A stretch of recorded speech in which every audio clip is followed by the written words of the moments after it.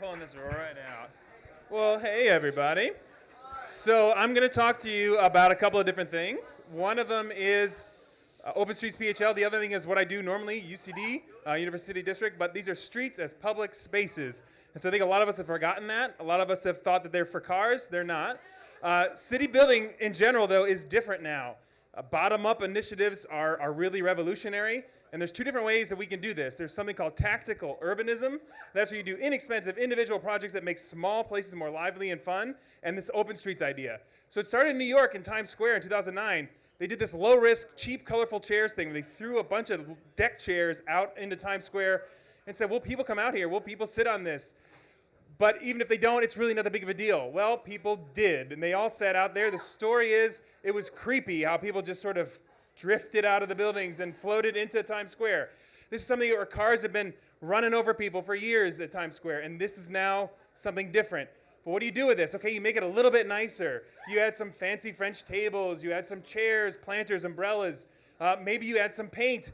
But this kind of thing starts to, you have a movement and you grab it and you hold onto it and you make it real and you do something, but you don't spend millions of dollars until everybody loves it, and then you spend millions of dollars. And so this is what's happening at Times Square. But you don't do this first, you do this last, after you know that it works.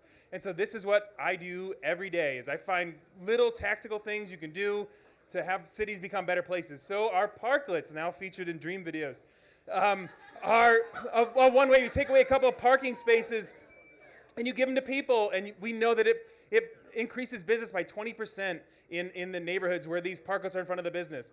We do social seating. We came up with this custom seat and said, if we designed it a certain way, would strangers sit next to each other? And then we moved this around from one point to another. People started doing parkour on them. Little kids doing kid parkour. And we don't know what's going on. So pedestrian plazas are another thing. Look at that humongous, ugly intersection at 48th and Baltimore.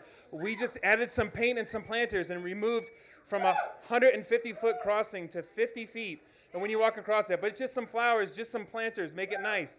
This one, we took this super awesome triangle on the top left, and we made it a little bit better, where we added some natural planters, some fallen logs, colorful umbrellas, colorful tables and chairs. Just give it back to people. Take these useless spaces and give them back to people to do their own stuff.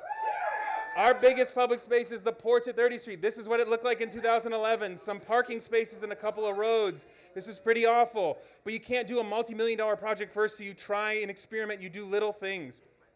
What we have done is what we call now the porch 2.0. It looks like this. There's custom furniture. There's custom swings.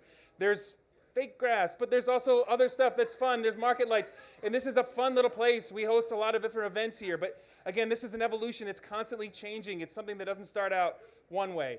I'm also doing Open Streets Philadelphia and Open Streets PHL.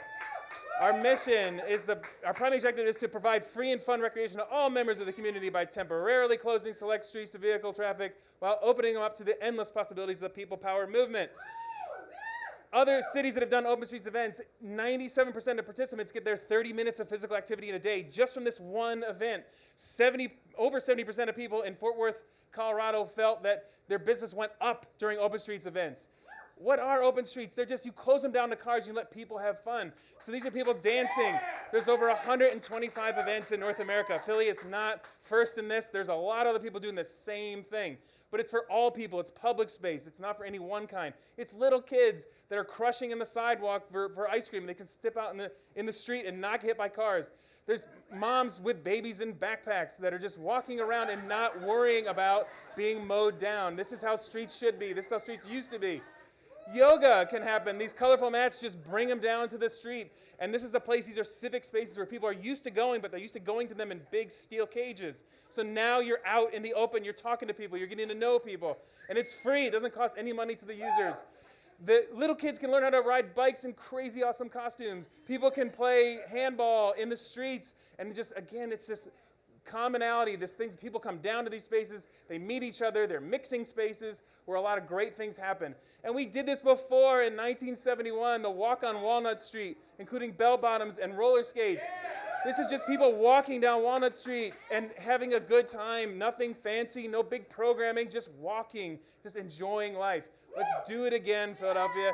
There's the Pope shut down taught us, look, people just wandered out into the streets and they started doing the same things they did 30, 40 years ago. It just comes natural. Find us at openstreetsphilly.com, at openstreetsphl, and I'm at Nate Hommel on Twitter.